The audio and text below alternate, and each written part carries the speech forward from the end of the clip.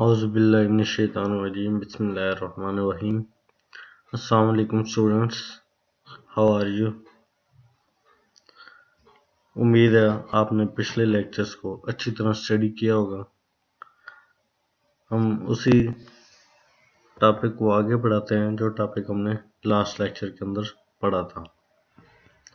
Last lecture के अंदर हमने कुछ सर्विसेज पढ़ी थी, ठीक है, कुछ रूल्स पढ़े थे। उन रूल्स को लेके आगे चलेंगे, उन सर्विसेज को लेके आगे चलेंगे। अगर आपने वो लेक्चर अभी तक नहीं देखा तो आप वो लेक्चर अभी देखें और सुने, और कोई आपको समझ नहीं आती तो आप पूछ सकते हैं।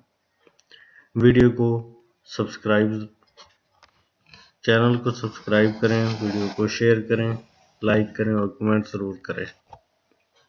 तो आज के सेशन के अंदर जो हमने पढ़ना है उसके अंदर डिप्लॉयमेंट सर्विसेज क्या होती हैं इसके बारे में पढ़ेंगे, ट्रांजैक्शन सर्विसेज क्या होती हैं और सिक्योरिटी सर्विसेज क्या होती हैं।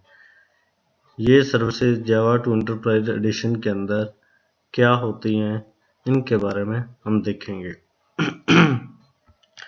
Types of J2E modules and deployment units, platform roles and the deployment process, transaction services क्या होती हैं, ट्रांजैक्शन सिस्टम कैरेक्टरिस्टिक्स क्या है, एंटरप्राइज बिन ट्रांजैक्शन क्या होती है, कंटेनर क्या होता है।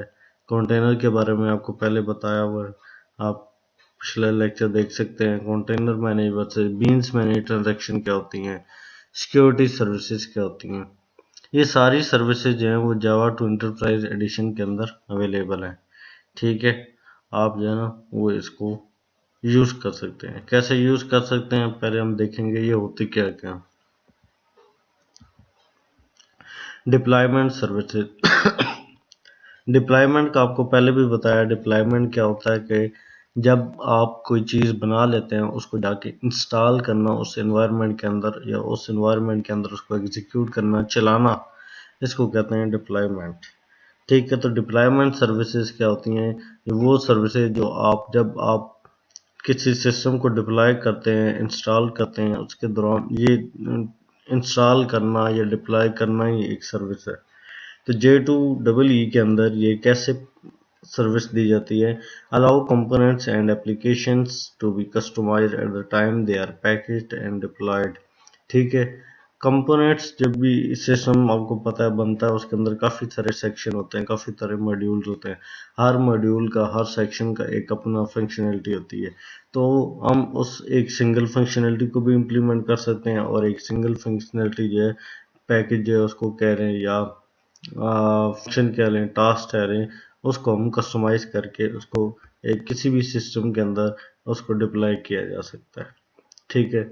Java to Enterprise Edition applications are deployed as a set of nested unit, ठीक है जी।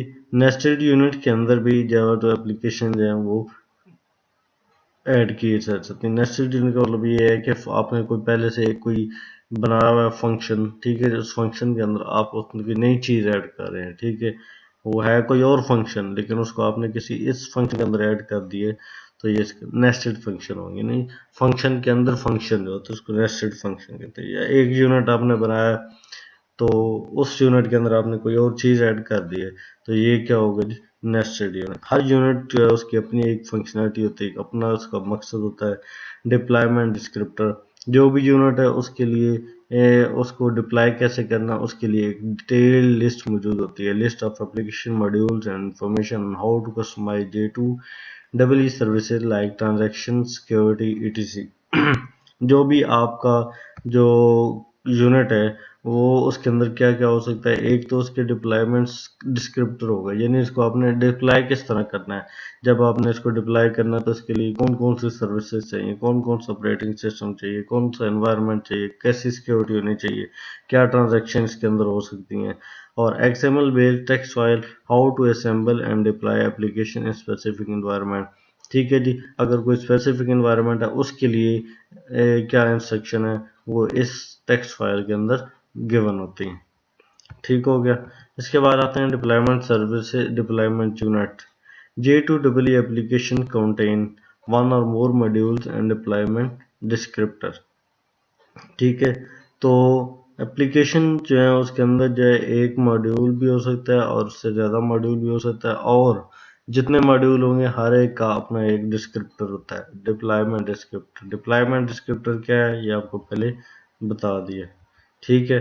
One or more Java archive files, ठीक है, जार फाइल्स होती हैं, ठीक है। उसके बाद zero or more resource archive files packaged, jar file होती हैं, जार फाइल होती हैं, into an enterprise archive file with an EAR extension, ठीक है जी। तो EAR फाइल के अंदर जो है आपकी रार फाइल्स होती हैं, ठीक है जी। यानी एक जो यूनिट है या एक एप्लीकेशन है, एक यूनिट के अंदर क्या क्या होता है, ठीक है जी। एक एप्लीकेशन मॉड्यूल होगा, मॉड्यूल की उसकी वन जावा आर्काइव फाइल्स होती हैं, ठीक है। और आर फाइल होती हैं, ये आर फाइल होती हैं, तीन तरह की फाइल होती हैं, एक जार फाइल, एक रार फाइल और ये आर फाइल्स, ठीक है। उसके बाद J2EE मॉड्यूल कंसिस्ट ऑफ, एक मॉड्यूल जो है वो किस पे होता है, यानी किस चीज़ के ऊपर मुश्तमिल होता है, one or more components for the same container type, ठीक है। एक कंटेनर जो है वो अगर सेम है तो one or more components for the same container type, ठीक है जी।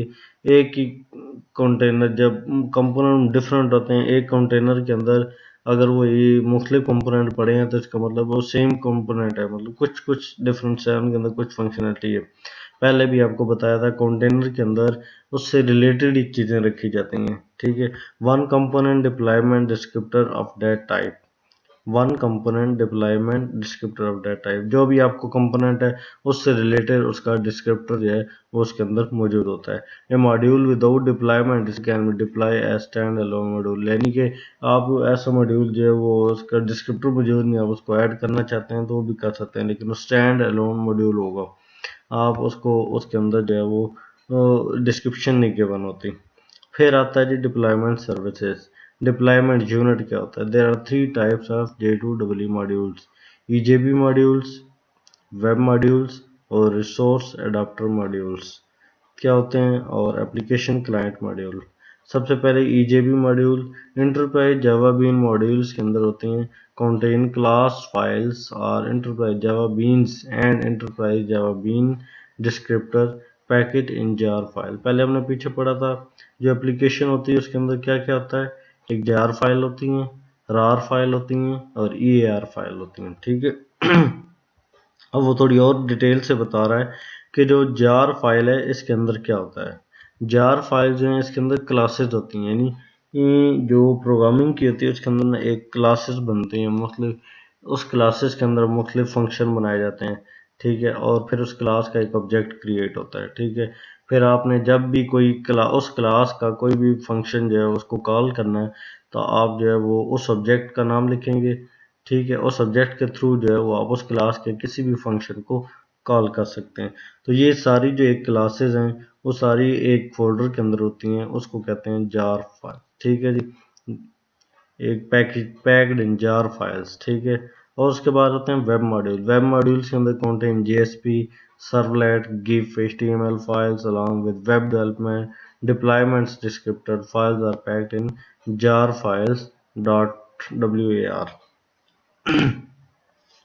ठीक है। इसमें क्या कह रहा है कि वेब मॉड्यूल्स के अंदर क्या होता है, आपके अंदर जो वेब से रिलेटेड या आपके इंटरफेस से रिलेटेड जो चीज़ें पड़ी होती हैं, HTML होगी आपकी, उसके बाद जितनी आपकी तस्वीरें हैं, जो फाइलें आपने ऐड की हैं, वो सारी चीज़ें जो है JSP जो सर्वलेट यहाँ पे यूज़ होती है। सर्वलेट क्या होता है इसके बारे में JSP मैंने पिछले लेक्चर में बताया हुआ, आप वहाँ पे देख सकते हैं। तो ये सारी फाइलें जो है, इस तरह की जो फाइलें हैं वो WAR जार जो फोल्डर है उसके अंदर ही होते हैं, लेकिन उसके अंदर एक और फोल्डर होता है वार के नाम से, इन फाइलों को रखा जाता है। फिर रिसोर्स एडाप्टर मॉड्यूल्स के अंदर contain all other Java interfaces, libraries, documentation and resource adapter files are packed in jar files dot rar, ठीक है जी। क्या कह रहा है कि रिसोर्स एडाप्टर फाइल, यानी आपने इस एप्लीकेशन के अंदर कौन सी डॉक्यूमेंटेशन यूज़ की, कौन सी API यूज़ की है, कौन सा इंटरफेस यूज़ किया, यानी मतलब ये बनी बनाई हुई चीज़ किसी और ने बनाई है, आपने उसको अपनी उस एप्लीकेशन के अंदर एम्बेड किया हुआ है। ठीक है।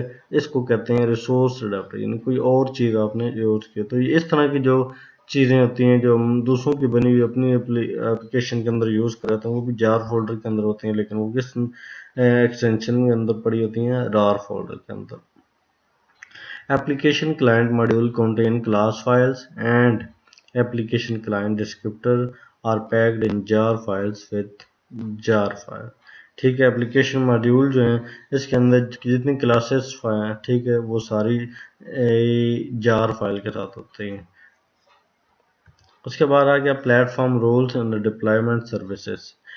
ठीक है, प्लेटफॉर्म के जब डिप्लॉयमेंट प्रोसेस होता है तो इसके अंदर कौन से रोल होते हैं। A set of activities related to deployment services an application component provider specifies application descriptor and packages into module. तो एप्लीकेशन कंपोनेंट जो है वो क्या चीज़ें प्रोवाइड करता है, उसके अंदर क्या होता है, यानी कि उसके अंदर उसका डिस्क्रिप्टर होगा कि पैकेज के अंदर कैसे मॉड्यूल हुआ है, कैसे असेंबल किया हुआ है, उसके साथ जुड़ा हुआ है, आपने इसको अलहदा लगा सकते हैं या उसके साथ ही लगा सकते हैं। An application assembler assemble different modules into a single deployment unit. Application assembler जो है वो असेंबल डिफरेंट मॉड्यूल को एक सिंगल कंपोनेंट के अंदर, सिंगल जो है वो यूनिट के अंदर भी उसको अटैच करके एक एप्लीकेशन बना सकता है। फॉर एग्जाम्पल आपने मुख्तलिफ रिसोर्सेज यूज़ किए हुए हैं, रिसोर्स अडाप्टर फाइल मुख्तलिफ यूज़ किए हुए हैं, वहाँ पे आपने एक सिंगल यूनिट बनाया हुआ है, तो आप उनको असेंबल कर सकते हैं। A deployer creates links between entities in deployment environment। डिप्लायर्स क्या करते हैं, वो क्रिएट करते हैं लिंक के दरमियान एंटिटीज इन डिप्लॉयमेंट एनवायरनमेंट। जो जब डिप्लॉयमेंट एनवायरनमेंट होता है जहाँ पे असल में अपना सिस्टम चलना होता है, वहाँ पे जो जो चीज़ें होती हैं उनके आपस में जो कनेक्शन क्रिएट होता है वो कौन करवाता है, डिप्लॉयर करवाता है। ये resource adapter provide specified deployment descriptor for the resource adapter element and package in classes leverages into separate module. Resource adapter की क्या सर्विस है, वो ये है कि ये आपको बताएगा कि आपने कोई रिसोर्स जो है, कोई लाइब्रेरी है, कोई भी प्लगइन है, वो आपने कैसे यूज़ करना है। ठीक है, वो सारा इस रिसोर्स अडाप्टर प्रोवाइडर के अंदर होता है। ये रिसोर्स अडाप्टर प्रोवाइडर है, डिप्लॉयर क्रिएट्स होते हैं, एप्लीकेशन असेंबलर होते हैं। ये सारी चीज़ें जो हैं इसके उसके अंदर डिप्लॉयमेंट प्रोसेस जब होता है उसके अंदर ये सारी चीज़ें आती हैं, ये सारे रो होते हैं। यानी सबसे पहले क्या है जी, एक्टिविटीज़ आपको पता होनी चाहिए कि स्टेप बाय स्टेप आपको पता होना चाहिए कि क्या हो रहा है। ठीक है जी, कैसे हमने चलना है। उसके बाद एप्लीकेशन के अंदर कितने मॉड्यूल्स हैं, ठीक है, उनको हम के सिंगली असेंबल करेंगे या और भी चीज़ें मल्टीपल जो हैं वो कंपोनेंट या कंटेनर यूज़ करके इसको सिंगल यूनिट के अंदर रखेंगे, क्या उसको किस एनवायरनमेंट के अंदर करना, और उन एनवायरनमेंट की जो एंटिटीज़ हैं उनका आपस में क्या रिलेशन है। ये सारी चीज़ें होती हैं, रोल्स होते हैं। ठीक है, हर एक बंदे का अपना अपना काम होता है कि उसने क्या क्या करना। रोल्स क्या होते हैं इसके बारे में हमने पिछले लेक्चर्स के अंदर काफ़ी डिटेल से पढ़ा। Transaction services. Transaction divide an application into a series of indivisible or atomic units of work। ठीक है जी, जो काम है उसको छोटे छोटे पार्ट्स में डिवाइड कर देना, इसको कहते हैं ट्रांजैक्शन। इससे काम जो है वो आसान हो जाता है और पता चल जाता है काम की प्रोग्रेस कितनी हो चुकी है, कितना रह गया है, कितना हो गया और कहाँ तक पहुँचा है। Each unit is fully completes without interference from other process. Transaction के अंदर क्या होता है, जब आप ट्रांजैक्शन बना देते हैं कि तो उसके अंदर जब एक ट्रांजैक्शन है वो दूसरे ट्रांजैक्शन पर डिपेंड नहीं कर रही होती। ठीक है, ना ही उसके अंदर इंटरफेरेंस होता है उसका, तो वो इंडिपेंडेंट होती हैं। एक मॉड्यूल आपने बनाया है, एक यूनिट आपने बनाया है, उसकी क्या फंक्शनलिटी है, उसकी क्या प्रोग्रामिंग है, इसका लेना देना किसी और यूनिट के साथ नहीं है। उसके अंदर क्या प्रोग्रामिंग है, दोनों की अलग अलग प्रोग्रामिंग है। ठीक है, और अपना अपना उनका इंटरफेस है और इनके दरमियान कोई इंटरफेरेंस नहीं होता। If the unit can be completed in its entirety it is committed। ठीक है जी, अगर यूनिट एक कंप्लीट है तो समझेंगे कंप्लीट हो गया है। ट्रांजैक्शन डेटाबेस की एक टर्म है, इसके अंदर कमिटेड भी एक टर्म है, यूज़ होती है जब भी कोई आप एक ट्रांजैक्शन काम कर लेते हैं तो जब हो जाता है उसको कहते हैं, हम कहते हैं नहीं काम डन हो गया, कंप्लीट हो गया। तो इसके डाटा इसकी जो डेटाबेस के अंदर टर्म यूज़ होती है उसको कहते हैं कमिटेड, कंप्लीट हो गई है। ठीक है, अब इसके अंदर कोई एरर या कोई इस तरह का इशू नहीं है। जैसे आप एटीएम से कोई पैसे विड्रॉ करवाते हैं तो क्या है, जब आप निकलवा लेते हैं तो फिर समझ लें कि आपने कमिटेड हो गई, आपकी ट्रांजैक्शन कमिटेड हो गई, आपने काम कंप्लीट कर लिया। तो अदरवाइज यानी अगर आपने काम कंप्लीट नहीं हुआ, आपका काम अभी हाफ ही हुआ था, जैसे कि पैसे आप निकलवाते हैं एटीएम से तो पैसे नहीं आए, लेकिन आपके उसमें से सिस्टम के अंदर से माइनस हो गए, तो उसको रोल बैक किया जा सकता है। The system completely undo roll back what ever work the unit had perform, जितना काम हुआ वो सारा का सारा वापस आ जाता है। Transaction simplify application development by avoiding component provider from failure of recovery and multi-user programming।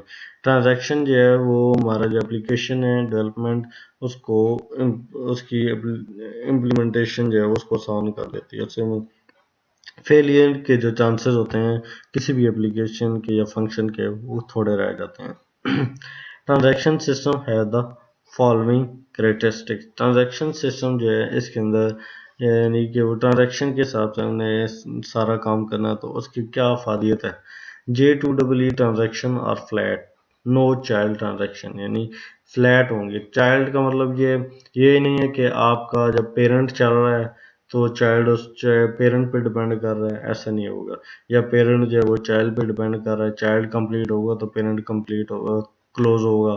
Parent close अगर हो गया है तो चाइल्ड भी क्लोज हो जाएगा, ऐसा नहीं है अगर चाइल्ड काम कर रहा है। लेकिन अब ट्रांजैक्शन के अंदर ऐसा नहीं होता, चाइल्ड अलग अपना चाइल्ड और उनका रिलेशनशिप तो होता ही नहीं है, हर कोई अपना अपना काम कर रहा होता है।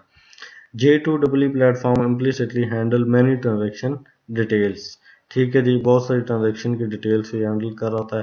Propagating information specific to a particular transaction instance, ठीक है जी, propagating information specific to a particular transaction instance, हर काम जो हो रहा होता है उसकी एक इंफॉर्मेशन जो है वो पहुंचाई जा रही होती है, प्रोपोगेट की जा रही होती है हर एक इंस्टेंस के पास। Coordinating among multiple transaction managers, ठीक है, मतलब जो ट्रांजैक्शन मैनेजर्स हैं, हर एक ट्रांजैक्शन का जो अपना काम है उसको जो हैंडल करने वाले लोग हैं उनके दरमियान कोऑर्डिनेशन होती है, ठीक है जी। उसके बाद accessing transaction, a JTA transaction is a transaction that can span multiple component and resource managers, ठीक है। और a resource manager local transaction is a transaction that is specific to a particular enterprise information system connection. दो तरह की इसने बताया कि accessing transaction को दो तरह से एक्सेस कर सकते हैं। जैसे JTA transaction is a transaction that can span multiple component and resource manager, यानी JTA के अंदर अब मल्टीपल जो है वो ट्रांजैक्शन जो है मल्टीपल मैनेजर उनके दरमियान कोऑर्डिनेशन हो सकती है, ठीक है। ये resource manager local transaction specific होती है। दोनों में डिफरेंस यही है कि JTA ट्रांजैक्शन मल्टीपल कंपोनेंट जो हैं उनकी आपस में कोऑर्डिनेशन को भी हैंडल कर रहा होता है, उनके आपस के जो ट्रांजैक्शन हो रहे होते हैं उनको आपस में कोऑर्डिनेट कर रहा होता है कि इसकी ये ट्रांजैक्शन होगी, इसकी ये होगी, या तुमने याद रखना है, ये तुमने याद रखना है। मतलब ये दोनों एक दूसरे को बता रहे होते हैं कंपोनेंट के अंदर। लेकिन जो रिसोर्स मैनेजर लोकल ट्रांजैक्शन होती है ये जस्ट एक स्पेसिफिक काम के लिए होती है, ठीक है, इसकी कोऑर्डिनेशन इसके अंदर कोऑर्डिनेशन नहीं होती। JTA transaction are created and manage using Java transaction user transaction interface. वैसे JTA स्टैंड पर आपको पता है जावा ट्रांजैक्शन API इसको कहते हैं। Java transaction dot user transaction interface के थ्रू जो है वो हम इसको कंट्रोल करते हैं मुख्तलिफ ट्रांजैक्शंस को। Different component use JTA in different ways, ठीक है, हर कंपोनेंट जो है वो JTA को अपने उस हिसाब से यूज करेगा, ठीक है, अपनी फंक्शनैलिटी के लिहाज से। उसके बाद transaction services enterprise bean provide a mechanism for Java JTA, ठीक है जी, Java transaction API transaction to be started automatically by their container. Enterprise bean के अंदर ये होता है कि वो जो कंटेनर जब वो स्टार्ट होता है ना ऑटोमेटिकली, उसके अंदर कंटेनर आपको पता है उसके अंदर मुख्तलिफ कंपोनेंट्स होते हैं। वो जब कंटेनर स्टार्ट हो गए तो उनके अंदर जो चीज़ें वो सारी चीज़ें उसकी उन सब की ट्रांजैक्शन स्टार्ट हो जाती है। Applet and application clients may not be able to start JTA transaction depending upon the capabilities provided by their container. वो इंटरप्राइज बीन मैंने आपको बताया क्लास होती है, ठीक है, ये क्लासेस होती हैं जावा के अंदर। तो यानी क्लासेस के अंदर आपको बताया मुख्तलिफ फंक्शंस होते हैं, हर फंक्शन जो है वो उसको हम क्लास का एक ऑब्जेक्ट होता है। जब हमने क्लास के किसी फंक्शन को यूज़ करना है तो उस ऑब्जेक्ट के थ्रू जो है हम उस क्लास के फंक्शन को कॉल कर सकते हैं। यानी एक कंटेनर फर्स्ट क्लास ऐसा समझ लें कि एक कंटेनर है, उसके अंदर बहुत सारे कंपोनेंट है। अगर हमने फिर हम इस जो कंटेनर है इसका एक ऑब्जेक्ट बना देते हैं, ठीक है। अब जब भी हमने इस कंटेनर के अंदर किसी कंपोनेंट को यूज़ करना है, तो उस जो ऑब्जेक्ट है हमारे पास, ठीक है, उसका नाम लिख के हम उस कंटेनर के अंदर किसी भी कंपोनेंट को बुला सकते हैं, यानी कॉल कर सकते हैं, उसकी फंक्शनैलिटी को यूज़ कर सकते हैं। एप्लेट्स के अंदर क्या होता है, एप्लीकेशन क्लाइंट्स जो होते हैं, ये जो छोटे छोटे प्रोग्राम होते हैं एप्लेट्स, मैंने आपको पहले बताया क्या होता है, आप पिछले लेक्चर के अंदर देख सकते हैं। एप्लेट्स जो होते हैं ये वो उस तरह आपस में ऑटोमेटिकली स्टार्ट नहीं होते, जैसे मैंने आपको कंटेनर का ऊपर वाली इंटरप्राइज बीन्स के बारे में बताया, ये सिंगल होते हैं, ठीक है, इनका कंटेनर के साथ कोई लेना देना नहीं होता। Web component use JNDI to look up the JTA transaction object, ठीक है जी। वेब कंपोनेंट जो है वो कैसे जो है वो अंदर वो सर्च कर लेते हैं कि अब हमने कौन सी जावा ट्रांजैक्शन API उसको एक्सेस करना है। लास्ट लेक्चर के अंदर हमने शायद पढ़ा था, या उससे लास्ट लेक्चर के अंदर, कि एक नेमिंग सर्विसेज होती है, जावा नेमिंग डायरेक्टरी इंटरफेस JNDI। उसके अंदर क्या होता था, मुख्तलिफ ऑब्जेक्ट बना दिए जाते थे, उनकी प्रोग्रामिंग के लिहाज से नाम रख दिए जाते थे। जब हम उनको सर्च करते थे तो नाम जो है वो बैकएंड पे उसके कोड के साथ जाके मिल जाता था। इस तरह जैसे मैंने आपको एक एग्जांपल दी थी कि वेबसाइट जब ऐसे google.com नाम उसका याद है हमें, लेकिन अगर हम IP होते, ये डोमेन नेम सिस्टम ना होता, DNS ना होता, यानी कि हम जस्ट IP याद रखने पड़ते हर वेबसाइट के, तो कितना मुश्किल होता। तो इसके अंदर वो ये बता रहा है कि web component use JNDI to look up the transaction. अगर वो किसी JTA के अंदर हमने किसी ऑब्जेक्ट को सर्च करना है तो JNDI यूज करता है। इंटरप्राइज बीन ट्रांजैक्शन क्या होती हैं, Java two enterprise edition platform provide two style of transaction for enterprise bean. Enterprise bean के लिए दो तरह की ट्रांजैक्शन होती हैं, bean manage and container managed. Bean manage transaction के अंदर क्या होता है, enterprise bean is required to manage all aspect of transaction.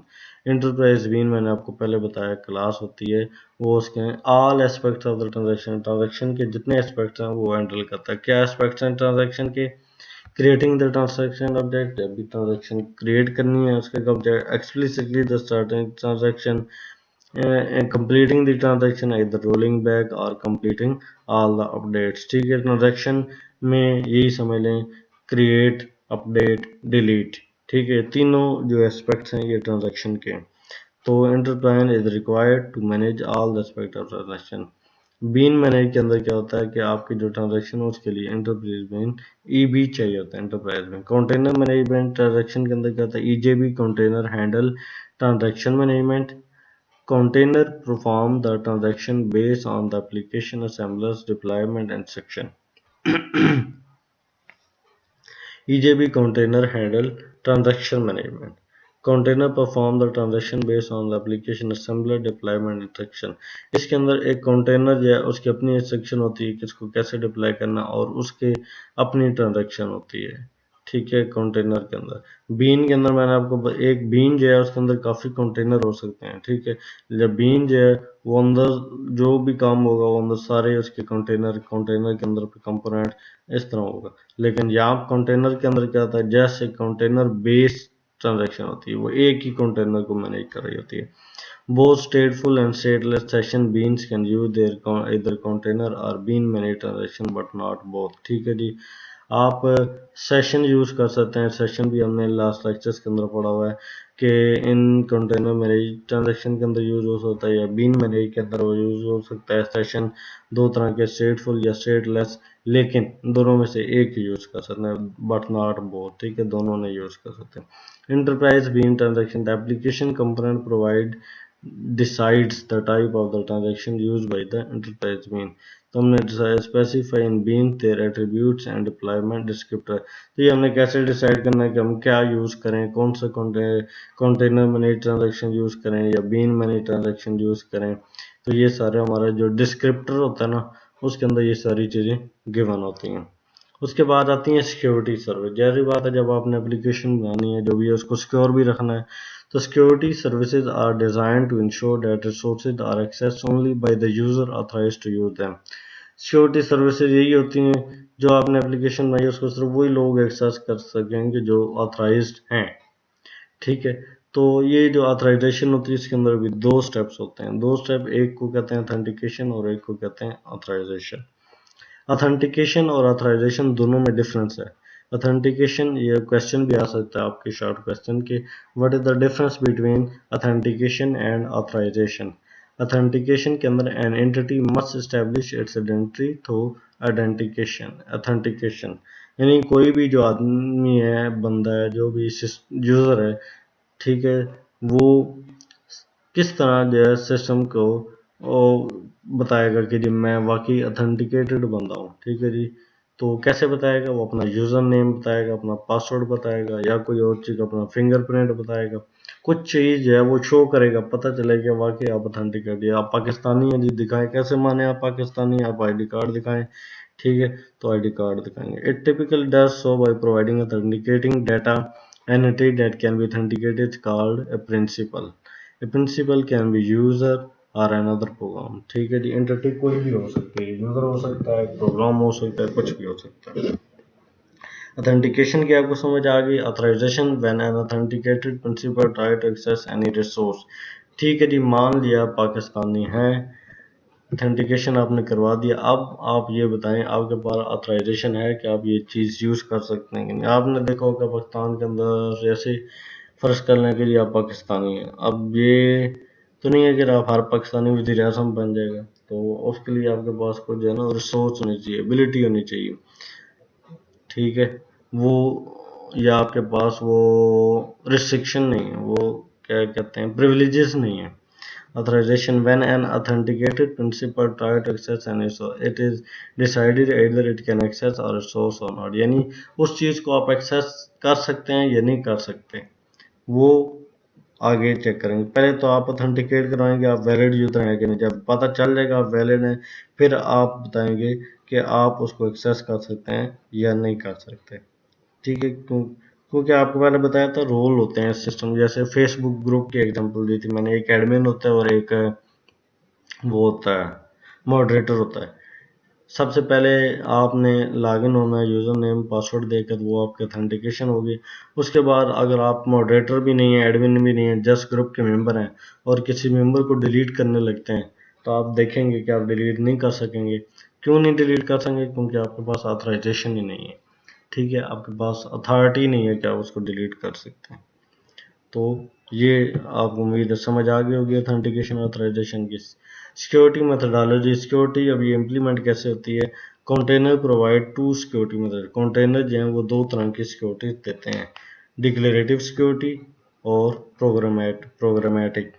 Declarative security refer to mean the specifying an application security structure in the form of external to the application component provider provided in descriptor, ठीक है।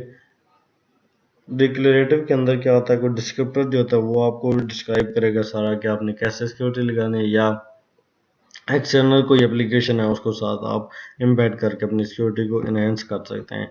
Programmatic security refer to the security mechanism access with the program, यानी आप किसी programme के जरिए आप इसको access कर सकते हैं अपनी इस सिस्टम को। Provided by enterprise Java beans and web component using J2E security APIs।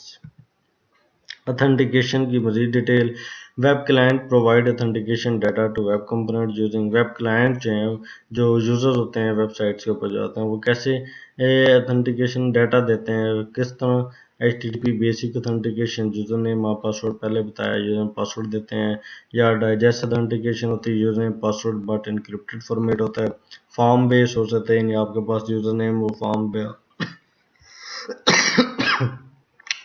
में आपके पास आप अपना यूज़र नेम लिखें, पासवर्ड लिखें, उसके बाद चेक करेगा सही है गलत है। सर्टिफिकेट ऑथेंटिकेशन के अंदर client uses a public key certificate establish its authenticity and maintain its own security context. Public key, private key, ये एक अलग टॉपिक है, यानी इसके अंदर ये होता है कि जो दो यूज़र होते हैं, फर्ज करें मैंने आपके साथ कम्युनिकेट करना है, सीक्रेटली कम्युनिकेट करना, ठीक है, तो मेरे पास अपना सीक्रेट है, सिर्फ मुझे पता है, आपके पास अपना सीक्रेट है, आपको पता है, ठीक है, दरमियान में एक पब्लिक की होती है जो सबको पता होती है। उस पब्लिक की को आप अपना सीक्रेट बताएंगे, वो उसमें अपना मैसेज इनक्रिप्ट करके रिसीवर को भेजेगा। रिसीवर जो है वो अपना सीक्रेट जो है वो पब्लिक की के साथ मिला के मैसेज को रिसीव करेगा, फिर उसमें से मैसेज डिक्रिप्ट होता है। उसके बाद ऑथराइजेशन, ये ऑथराइजेशन क्या, सॉरी, ये ऑथराइजेशन है। Authorization is based on the concept of the security roles. Security roles, authorization security roles को यानी उसका रोल है कि नहीं है। Security role is a logical grouping of user. हर यूज़र की एक अपना रोल होता है किसी भी कंपनी के अंदर। यानी कोई बंदा जो है वो सिर्फ चीज़ें एडिट कर सकता है, कोई बंदा सिर्फ डिलीट कर सकता है, कोई बंदा जो है एडिट भी कर सकता है, डिलीट भी कर सकता है, कोई बंदा जस्ट व्यू कर सकता है। हर किसी का अपना रोल है। Security role can be use with the declarative security और प्रोग्रामेटिव। ये भी दोनों तरह से हो सकते हैं, डिक्लेरेटिव भी हो सकते हैं और प्रोग्रामेटिव भी हो सकते हैं। क्या होते हैं डिक्लेरेटिव और सिक्योरिटी, आपको पहले बताया हुआ पिछली स्लाइड में, ये यहाँ पे। उसके बाद security role can be use, for example suppose a payroll application specific to security employees and अपने एम्प्लॉय के अपने रोल्स हैं, एडमिनिस्ट्रेटर के अपने रोल्स हैं। Java authentication authorization service, Java platform जो है वो अपनी एप्लीकेशन प्रोवाइड करता है services. JAS enable an application to enforce access control for authenticated user। उसके बाद जो है pluggable authentication module framework support user based authorization. JAS with authentication interface के जरिए JAS provide both code centric and user centric access control, provide flexible control policy. ठीक है जी, user base, group base, role base authorization, मुख्तलिफ जो है ये policies होती हैं। ये सारी ये वाली जो है ये J2EE खुद से प्रोवाइड करता है।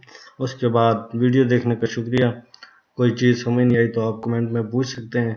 चैनल को सब्सक्राइब ज़रूर करें। अल्लाह हाफिज़।